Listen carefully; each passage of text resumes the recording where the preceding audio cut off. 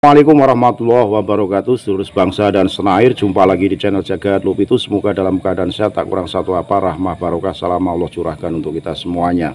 Bang Haji Romai Rama saat podcast dengan Gus Rumel Abbas menyampaikan terkait dengan doktrin para habaib yang notabene sudah menyimpang dari syariat agama Islam.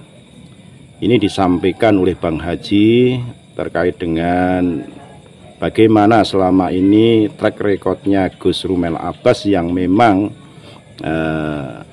dipanggil oleh Bang Haji sebagai penyeimbang, karena selama ini dikenal sebagai yang pro dari Ba'alawi. Untuk itu jawaban dari Gus Rumel sangat diplomatis sekali terkait dengan doktrin-doktrin itu, sehingga apa yang disampaikan oleh Bang Romai Rama tentunya ini perlu penegasan masalah akhlak terkait dengan doktrin-doktrin tersebut, sehingga perlu adanya pelurusan kejujuran seorang muhibbin agar bisa selaras dengan perkembangan polemik nasab saat ini yang digagas oleh Kiai Haji Maduddin Usman Al-Bantani, yang notabene Bang Haji juga memanggil Kiai Haji Maduddin Usman Al-Bantani untuk diskusi masalah diskursus nasab Ba'alawi saat ini.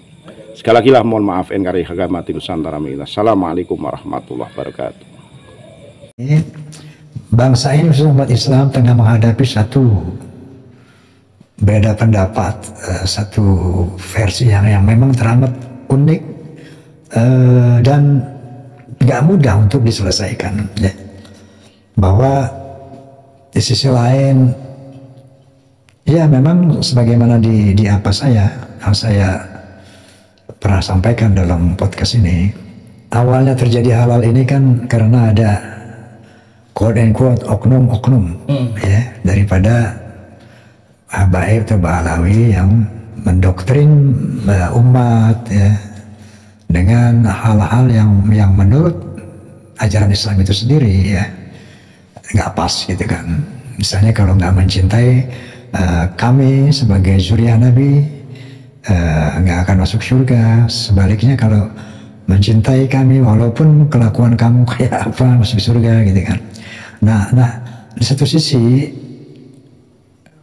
saya khawatir kalau pola-pola seperti ini diterus-teruskan, ini akan merusak akidah generasi habaib sendiri dan generasi umat, ya. Yang sementara bahwa ukuran ketakwaan, ukuran surga itu sudah jelas, ya. Alladzina amanu wa 'amilus sholihat bla bla bla, ya.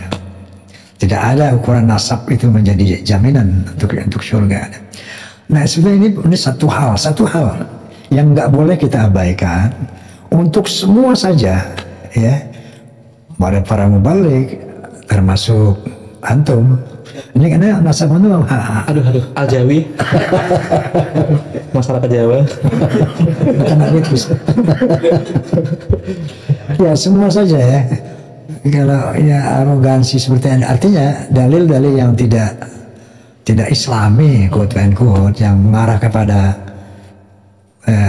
astagfirullahaladzim, ya, yang justru akan menyesatkan diri kita sendiri dan umat ini, memang harus disampaikan untuk tidak terjadi lagi hal seperti itu, ya. Itu namanya pembodohan akidah, pembodohan umat, ya. Itu harus tidak boleh ada lagi. Ini hikmah daripada peristiwa ini. Itu yang pertama. Yang kedua, bahwa Prof. Romel tadi menyatakan, udah pantas. Amin.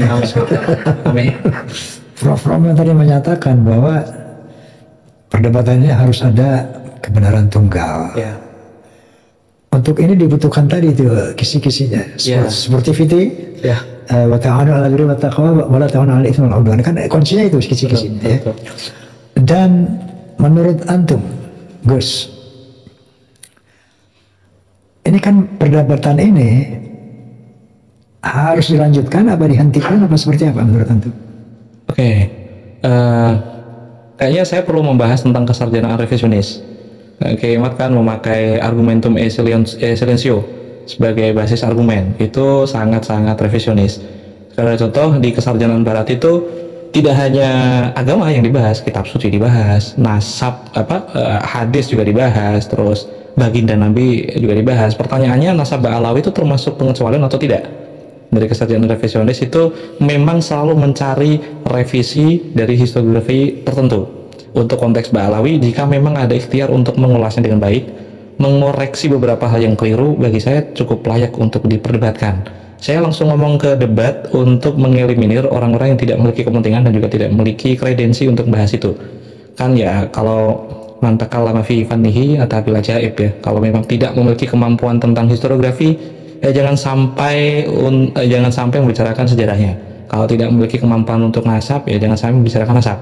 Kalau tidak tahu tentang ilmu atau tidak memiliki kredensi tentang tes DNA, ya jangan sampai membicarakan tes DNA. Yang paling saya harapkan itu pembicaraan ini dilakukan secara adil, baik, punya musalamat, metodologinya pakem, ada penguji, ada peer reviewed, ada orang-orang pakar yang lain yang bisa mengoreksi, nanti jadinya lebih enak.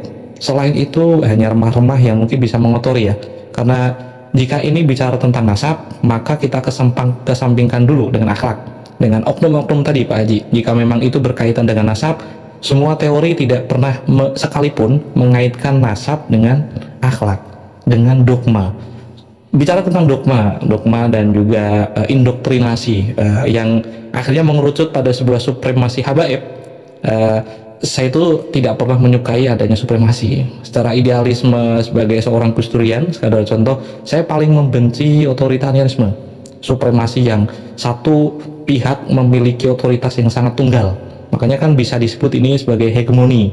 Ada sebuah kelompok bisa menguasai sesuatu tanpa melakukan represi, tanpa mengerahkan aparat dan juga tentara, tapi mereka berkuasa. Nah, itu kan bisa disebut dengan hegemoni. Masalahnya, hegemoni ini kan muncul tidak hanya karena Ba'alawi semata, karena ada kiai-kiai di Nahdlatul Ulama yang mengajarkan kurikulum, berdasarkan kurikulum yang disebarkan di pondok pesantren, untuk menghormati keturunan Rasul secara umum, untuk menghormati zuriyah Rasul secara umum, untuk menghormati itratun Nabi secara umum. Makanya di satu sisi, jika kita melihat ini sebagai sebuah fenomena sosial, yang saya harapkan ada analisa yang adil dari masing-masing variabel. Jika variabel dari Ba'alawi yang dieksploitasi, peran dari kiai-kiai konvensional dan tradisional yang selalu mengajarkan jangan menyakiti zuriyahku, kecuali kamu menjadi orang fasik misalnya. Jangan benci dengan Alu Muhammad kecuali kamu mempersiapkan diri nanti di neraka. Itu kan perlu penafsiran ulang. Yang paling berhak untuk bicara tentang hadis tentu saja ulama, bukan orang awam. Jika ide dasar kemanusiaan semuanya paham, itu syai'un ma'rufun. Itu tidak ada orang yang lebih layak mengungguli dari yang lain kecuali takwa yang ada di nas Quran, itu yang paling utama. Inna akramakum indallahi atqakum. Ketika itu dipakai, maka ilmu dan juga nasab kan ya tidak ada artinya. Orang yang berilmu tidak memiliki takwa, kita punya iblis. Ya, iblis pintar kan, tapi kan tidak memiliki takwa. Jika nasab tidak memiliki takwa, kita punya Fir'aun. Maka dua hal ini kan ya tidak ada artinya di depan takwa. Maka promosi yang paling tepat untuk isu ini adalah yaitu inna akramakum. Tinggal cara yang paling mulus untuk memberitahu kepada orang bahwa isu ini harus dipisah secara adil. Ini bahas nasab atau akhlak. Kalau akhlak nggak ada kaitannya nih. Kalau urusan akhlak dan ada hubungannya dengan penafsiran ayat, ya silakan dikoreksi. Maka peran intelektual muslim di sini atau ulama yang bisa menjawabnya. Kalau orang awam ya minggir dulu aja, gitu Pak Haji. Jadi begini, Gus, kenapa akhlak dan nasab ini antum bilang tadi jangan disatukan, ya? Nah, karena ada fenomena klaim nasab yang berkaitan dengan akhlak, gitu. Nah, karena klaim nasab ini yang kekuatan-kekuatan menghegemoni gitu kan, sehingga klaim nasab yang tidak sesuai dengan pesan Allah dan Rasulnya, muncullah akhlak-akhlak yang meresahkan tadi. Ya banyak kita dengar contoh, nggak usah diusap satu-satu karena sudah banyak kita di media sosial ini yang kita lihat bagaimana akhlak karena ada kaitannya dengan nasab. Berdasarkan nasab itulah para beliau ini berakhlak seperti itu. Nah, yang pasti Anda setuju bahwa hal ini harus dituntaskan seperti itu? Betul, setuju banget. Setuju banget. Ya, memang harus dituntaskan karena ini masa sudah muncul, sudah muncul, dan semua pihak, saya rasa semua saja, termasuk lulu pade nih. Sesuai dengan kapasitas ente, apapun kapasitas kita, harus berkontribusi untuk bagaimana kasus ini selesai dengan aman dan damai. Kasus ini selesai secara kita bisa memetik hikmah daripada semua ini, menundukkan sesuatu pada tempatnya, dan itu tadi bahwa kita harus memiliki kelapangan dada. Kalau orang Jawa bilang legowo gitu. Sampai terus tiang Jawa. Nah, sampai Al-Jawi. Jadi, syaratnya untuk bisa selesai dengan aman dan damai, semua pihak harus legowo, Masya Allah.